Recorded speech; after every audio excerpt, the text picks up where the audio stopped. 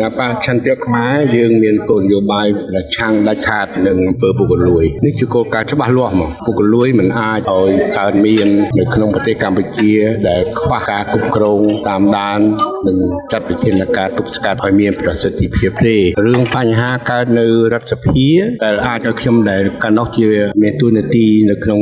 សភាជាអនុប្រធានគណៈកម្មការ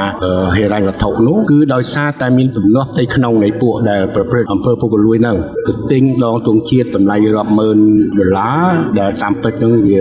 តម្លៃស្ទើរតែមិនស្មើនឹង 2% នៃតម្លៃពិតផងហើយកាលដែលឆ្លោះប្រកែកគ្នាចំណែនគ្នាហ្នឹងវាធ្វើលេចជាព័ត៌មានតែអាចឲ្យខ្ញុំយកឯកសារនៃការទិញបំប៉ោងតម្លៃដងទងជាតិហ្នឹងធ្វើការតវ៉ាដើម្បីឲ្យរកការពិតនិង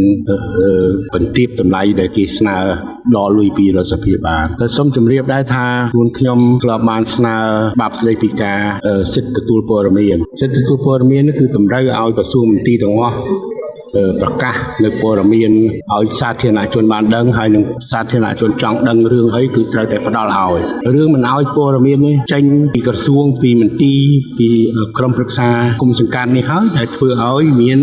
ការកើតមាននៅការលក់ការទិញដាក់ក្នុងបញ្ជីចំណាយនៅដងភ្លើងពន្លឺរាប់លានរៀលតែវាខុសពីការពិតនេះដូច្នេះខ្ញុំទាមទារឲ្យមានការអនុម័តច្បាប់ស្តីពីសិទ្ធិទទួលបានព័ត៌មាននេះឲ្យបានឆាប់ដើម្បីឲ្យព័ត៌មានរាល់សកម្មភាពការងាររបស់ក្រសួងទាំងឡាយស្ថាប័នទាំងឡាយក្រុមប្រឹក្សាគុំសង្កាត់ហ្នឹងទៅជាព័ត៌មានសាធារណៈដើម្បីឲ្យយើងបានដឹងនិងតាមដានការអនុវត្តការចំណាយចំណូលរបស់រដ្ឋដែលជាប្រាក់កាសដែលទទួលបានពីការបង់ពន្ធរបស់ពលរដ្ឋដែលមានសិទ្ធិ 100% ក្នុងការទទួលដឹងនៃការចាយវាយទ្រព្យសម្បត្តិរបស់រដ្ឋនេះដូច្នេះខ្ញុំថាវាមិនអាចនឹងដោះស្រាយបានទេដរាបណាលាក់លៀមខ្ញុំជឿថាការដែលយើងបានដឹងឮពីព្រឹត្តិការណ៍នៃការកើតមាននៅខាងកំពង់ឆ្នាំងនេះគឺដោយសារតែអាចមានទំនាស់ផ្ទៃក្នុងប៉ុន្តែរឿងអីយើងចាំដល់មានទំនាស់ផ្ទៃក្នុងបានព័ត៌មាននៃការលួចបំបាត់ទ្រព្យសម្បត្តិរដ្ឋនេះធ្វើឲ្យសាធារណជនបានដឹងហើយនឹងជំរុញឲ្យមានការចាត់វិធានការដូច្នេះទី1គឺត្រូវមានច្បាប់ស្តីពីការផ្ដល់សិទ្ធិនៃការទទួលបានព័ត៌មានដែលគណៈបច្ឆន្ទៈខ្មែរបញ្ញាចិត្តថាយើងនឹងជំរុញឲ្យច្បាប់នេះចេញឲ្យបានឆាប់ជាទីបំផុត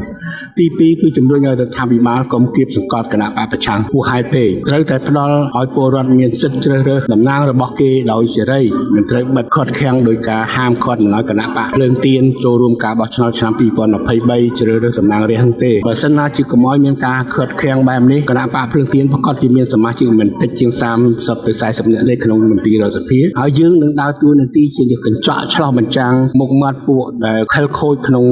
រដ្ឋាភិបាលនេះដើម្បីជំរុញឲ្យពួកនោះធ្វើការឲ្យបានត្រឹមត្រូវឲ្យមានការទទួលខុសត្រូវជាពិសេសការចាយវាយទ្រព្យសម្បត្តិជាតិនេះឲ្យបានប្រកបដោយការទទួលខុសត្រូវដូច្នេះយើងនៅតែទាមទារគណៈបច្ឆន្ទៈខ្មែរទាមទារនៅក្នុងគោលការណ៍ពីរយ៉ាងនេះទី1ពលរដ្ឋត្រូវមានសិទ្ធិទទួលព័ត៌មានពីសកម្មភាពទាំងការចាយវាយរបស់មន្ត្រីក្រសួងគ្រប់លំដាប់ថ្នាក់តាមរយៈការបង្កើតច្បាប់សិទ្ធិនៃការទទួលព័ត៌មានទី2គឺថាគោជបនិងបកកណ្ដាលអំណាចនេះត្រូវតែបើកចំហនិងគោរពតាមគោលការណ៍នៃរដ្ឋធម្មនុញ្ញឲ្យគណៈបកប្រឆាំងមានសិទ្ធិគ្រប់គ្រាន់ដើម្បីនឹងបំពេញការងាររបស់គេចូលរួមជាតំណាងពលរដ្ឋនៅក្នុងមន្ទីរក្នុងសភានៅក្នុងស្ថាប័នផ្សេងៗទៀតដើម្បីជួយជំរុញឲ្យការអនុវត្តការចាយវាយការអនុវត្តការគ្រប់គ្រងប្រទេសនេះឲ្យប្រកបទៅដោយតម្លាភាពនិងការទទួលខុសត្រូវ